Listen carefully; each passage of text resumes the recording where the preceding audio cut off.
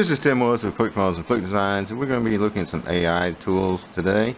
And so we're looking at Chat GPT, and right now we're using the free version, and we're going to be using free versions of everything today. Most people have at least played with this a little bit, and a lot of us use it a lot. And so let's go ahead and do a search. We're going to keep it fairly simple there.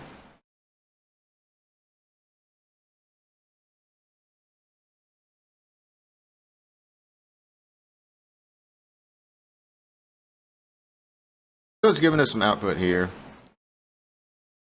Do a couple of things. We can copy it, edit it, whatever we want to do. The problem is we have no way of checking out the information.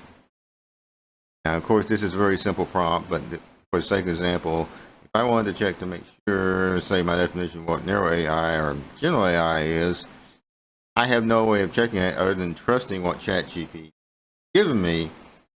And there are plenty of instances where you get erroneous information or information that's not current, because Chat GPT and OpenAI only goes up to a certain date, and I'm not sure what date that is right now. That is the main issue. If we want to actually vet the information, we don't have any way of doing that because we don't know where that information comes from. That's our problem. So let's look at what the solution to that is.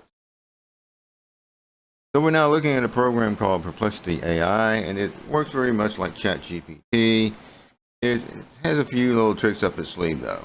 Okay, and Perplexity has pretty much the price structure of Chat GPT, which seems to be pretty common for most AI programs these days, at least for search type tools, which is a free level with some restrictions, and then a pro level for $20 a month.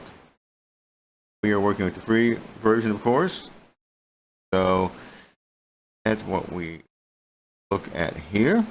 Let's go ahead and type in that same search term.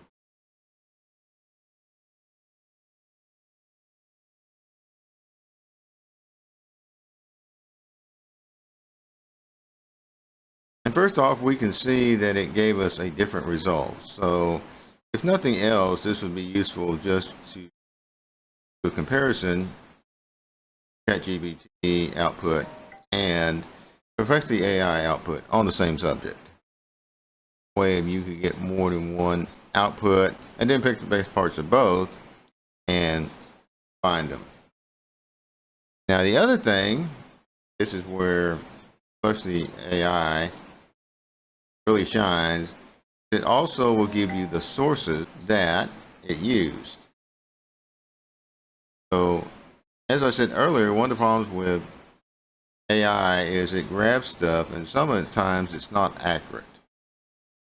This way you can check the information it's used, or if it's something you're trying to research, you can go deeper by using these other articles and researching further there. That's kind of the big advantage to using Perplexity AI over ChatGPT. And here we also have images here that it's also gathered. These are probably from the articles. So at the most basic level, the sum difference between ChatGPT and Perplexity AI is the fact that you can actually see what articles it used, research the articles yourself if you want to dig deeper. And then, of course, we have a couple of things here. Let's just take a look quick. Cover is just basically sort of newsletter type things, current events or things people might be interested in. Have the library. Sign in to do. I'm not signed in right now. You don't have to be signed in to use Perplexity AI. And then we can sign in if we wanted to. So that's basically the big difference here. I think it's a fairly useful thing that you can get the references to the sources. So let's do one more search here, just for example of that. Type in who is Russell Brunson.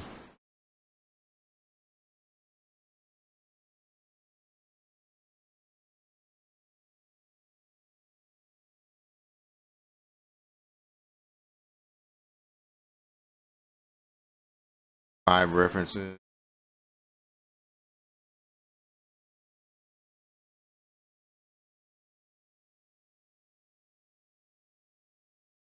course, a lot of these seem to be, his own stuff, but, there you go. Anyway, that is Perplexity AI and how you can use it, how it can get you links to information used so that you can research a subject deeper and also verify the output used by Perplexity AI.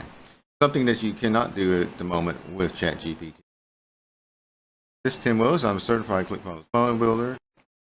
I make tutorial and demonstration videos on ClickFunnels, Click Design, and other useful tools for funnel hackers and funnel hacking. That is the video for now. I'll talk to you later.